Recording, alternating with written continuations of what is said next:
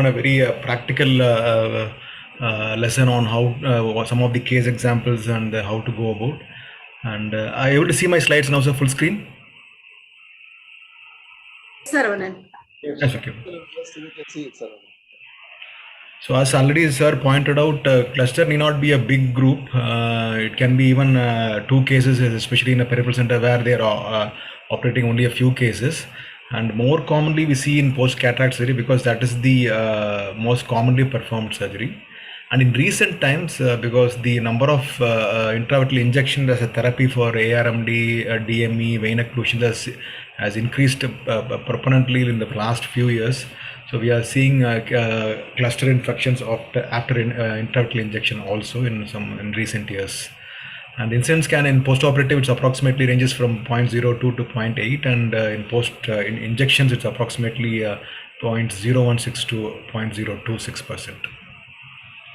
So it can, by definition, this can be anything more than one infection in the same theater, or it can be repeated post-operative infection under the similar circumstances where the same surgeon or same staff or same operating room, which is a little bit more than what has been the hospital's performance in the previous years. So like one of the third scenarios which Arya sir shared, we're seeing very distributed cases over a period of months. So sometimes that can also be will also fall under the cluster definition. It may not be on the same theater on more number of cases. It can be a few number of cases scattered over a period of weeks or months also. So anything unusual compared to your previous year's performance, you should always think about a cluster and try to search for the root cause, as these future speakers will be pointing about how to go about it.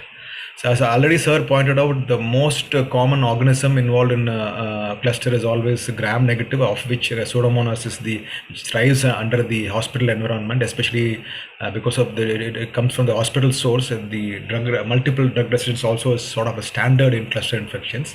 And various causes, as sir pointed out, can be from irrigating solutions, from the viscoelastic, and because it thrives in the hospital environment, we are by default multi-drug resistant. So expect multiple drug resistance, especially in a cluster in a hospital setting. So this is some examples of cases which we have treated in a cluster in our hospital, and you can see the typical ring abscess or total corneal melting in the left side of left side picture. So this is what is the commonly seen. And if you look at these basic investigations, it's very critical to do an ultrasound to look at the posterior segment involvement, especially in these cases. Panophthalmitis is one of the norm, especially if they are referred late, and we'll be looking at the typical thickening of the retinal choroidal sclera complex along with the presence of the subtenon fluid, which mimics the scleritis T sign. So, and also clinically we'll be seeing proptosis and limitation of extraocular movements. Even though Pseudomonas and probably Klebsiella after that is the more common causes, we do get some unusual clusters also. This is a cluster of around 8 cases from a hospital in Kerala. Unusual case of acanthamoeba cluster, which was extremely rare, which was picked up on confocal. This was reported by Dr. Anita from our hospital. Very unusual case. So in these cases, we had a lot of corneal involvement, corneal opacification, and also resistant vitritis. It was used to respond to intravitreal antibiotics, then come back again, and we do choroidotomy, it resolves and then comes back again. And most of these patients went in for a very poor profound loss of vision, and a lot of patients lost their eye also, leading to phthisis bulbi. So some of the clusters which have been reported following intravitreal injections, mostly the offending drug is Avastin, because all the other drugs come in single vials and Avastin has to be shared. And all these 3 reports which I have shown here have been from the single vial. So the surgeons shared the drug for multiple patients from a single vial, and they had approximately the cluster ranged from 8 to 24, as you can see here.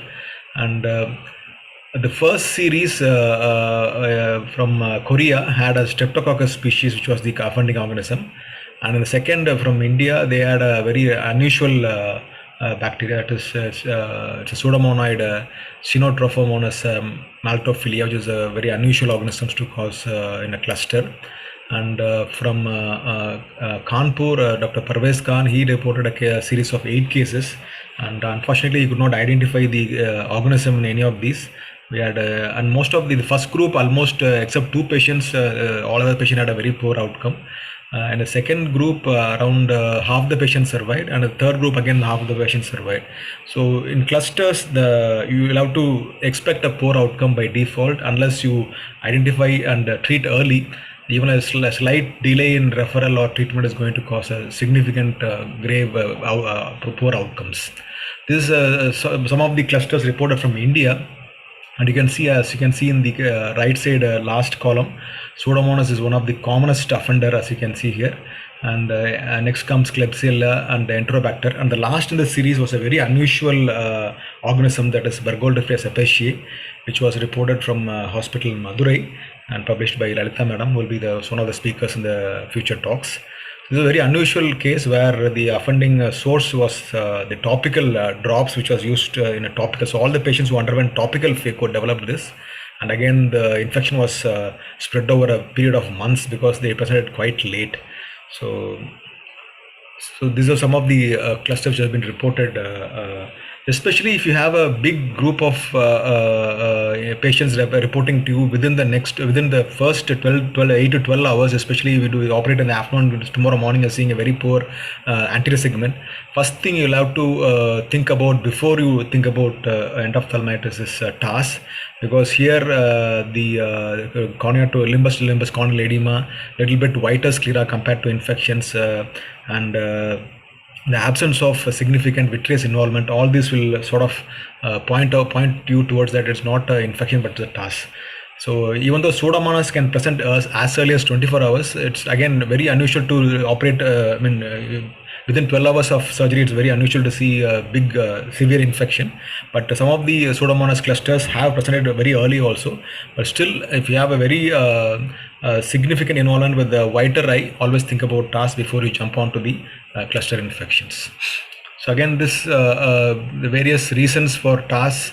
The toxic agents present in BSS, antibiotic injection, or enterotoxin residues, especially in the viscoelastic. So all these can be a cause of TAS, and the onset is much more earlier compared to the infection, compared to all the other. Even Pseudomonas, it usually doesn't present within 12 hours.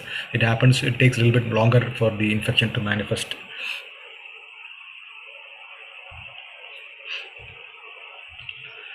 So when you have a cluster infection, so again, this again was will be stressed throughout by all the speakers. So we'll have to document all the positive and negative findings. Immediately, it's better to admit the patient, even if you're suspecting also, because you need to assess the progression, whether it's responding, whether it's inflammation or infection, if you're not sure. And if you're more leaning towards inflammation, you can always start with the high dose steroids. But if you're thinking of infection, it's always best to go ahead with the vitreous tap, AC tap, and treat them with intravitreal antibiotics. If you're not sure, you can admit the patient, treat with steroids, and monitor them and see whether it is improving or not, and then decide the next course of action. So most of these patients tend to have a raised intraocular pressure, which is also a significant component which can cause vision loss. So apart from treating the infection and inflammation, glaucoma also has to be taken care of.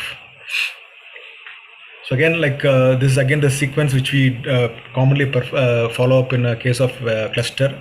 So after treating, we'll have to report to the concerned authorities, and after that, together we have to look at the root cause and what is the offending organism and root cause, and then all the other things which will follow once we identify how to go about preventing future outbreaks like this.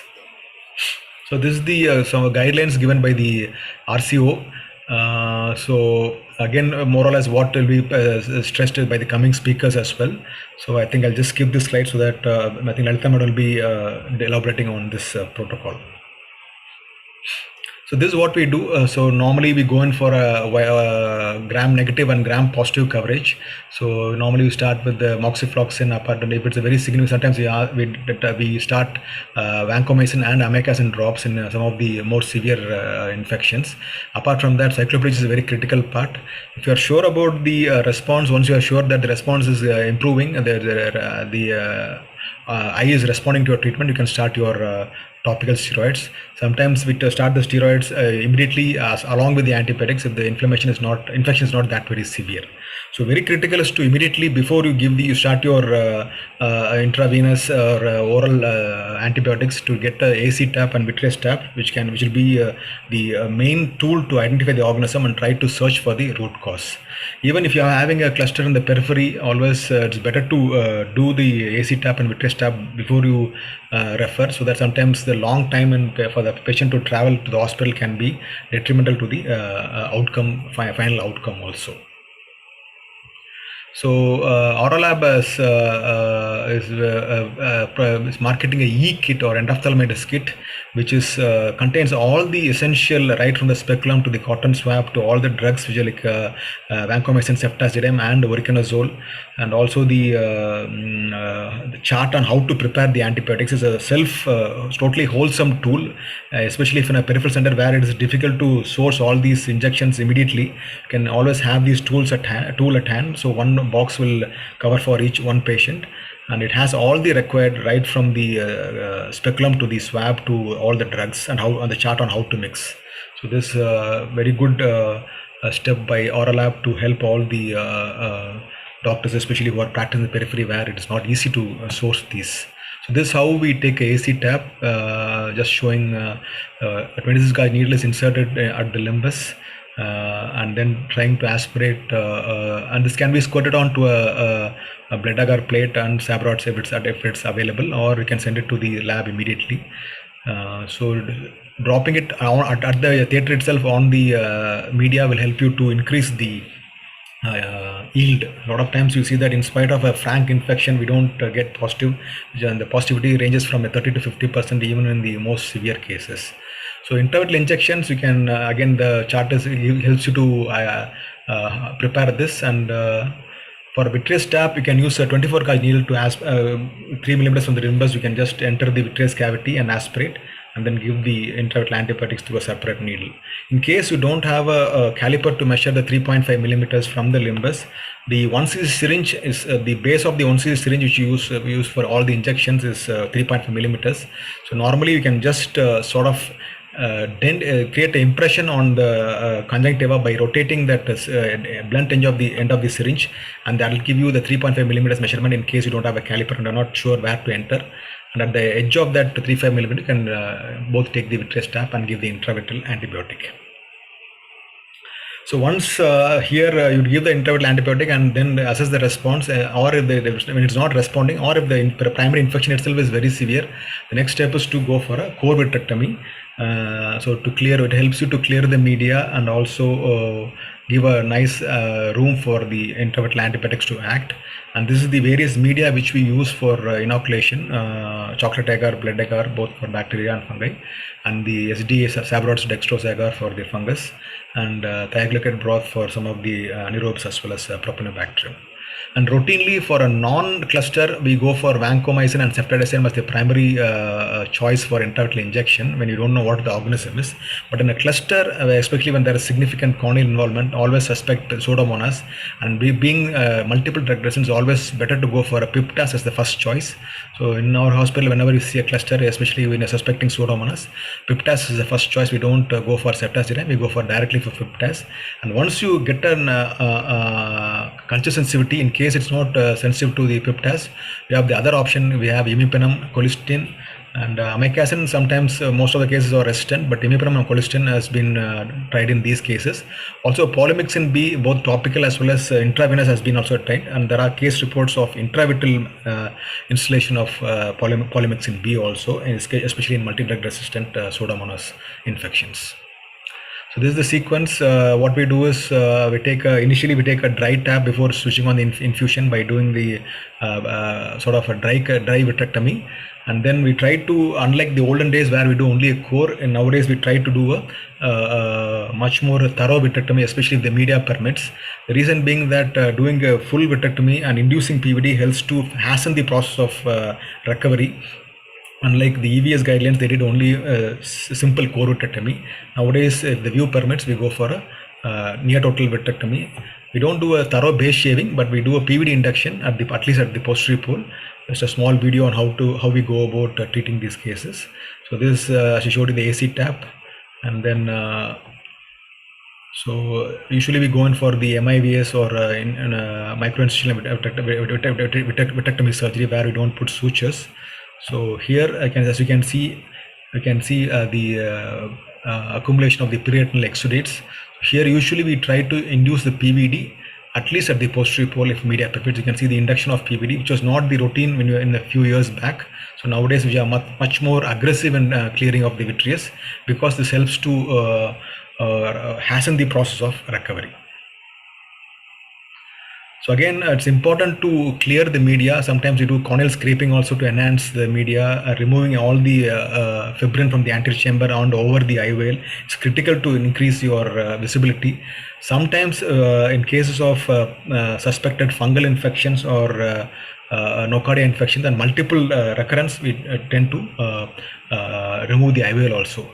Doing a big posterior capsulectomy also enhances the penetration into the of the intravital antibiotics into the anterior chamber and into the back, to leading to better penetration of the drug and killing all the organisms.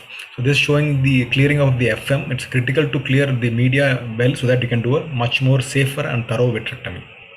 In some cases where the cornea is very badly involved, we may have to do a temporary K-pro with the keratoplasty also. Some cases we have tried this, especially in the very bad late referrals, especially when the patients in one-eyed patients, we tend to do this temporary K-pro to enhance the visualization for vitrectomy and replace this with the corneal graft also. So as I told you, IOL removal is not a primary step in surgery, but in cases of multiple recurrences or very fulminant cases, or when you are suspecting fungus and nocardia, especially in nocardia, we feel that removing the bag and IOL in toto helps to enhance the final visual outcome. We can go for a SFIO later on once the infection is eradicated. Silicone oil, some of the centers use silicone oil as a standard for all the clusters, especially in Madurai also, because the retina is very inflamed in these cases, and vitrectomy can induce multiple retinal tears and also increase the risk of retinal detachment. So, but here we are not very common, and we don't use in Coimbatore, we don't use silicone oil much commonly, but in Madurai it's standard for all clusters to go for a silicone oil injection. It has got a bacteriostatic effect and helps to clear the media very well, and also helps to take care of small tears, especially in pseudomonas where the retina is very friable and the risk of tears is much more higher. Steroids, as I feel that it should be started as early as possible, because not only taking the care of the infection, but also inflammation also very critical, can cause grave damage to the intraocular structures.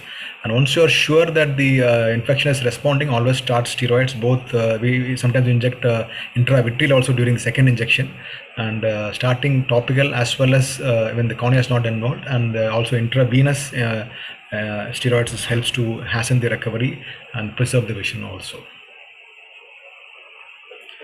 So, as already pointed out, the outcomes after cluster are not as good as routine infection, and these parts again will be talked by the future speakers on how to go about assessing the various protocols and identifying the source of infection. I think I'll stop here and open for discussion. Thank you.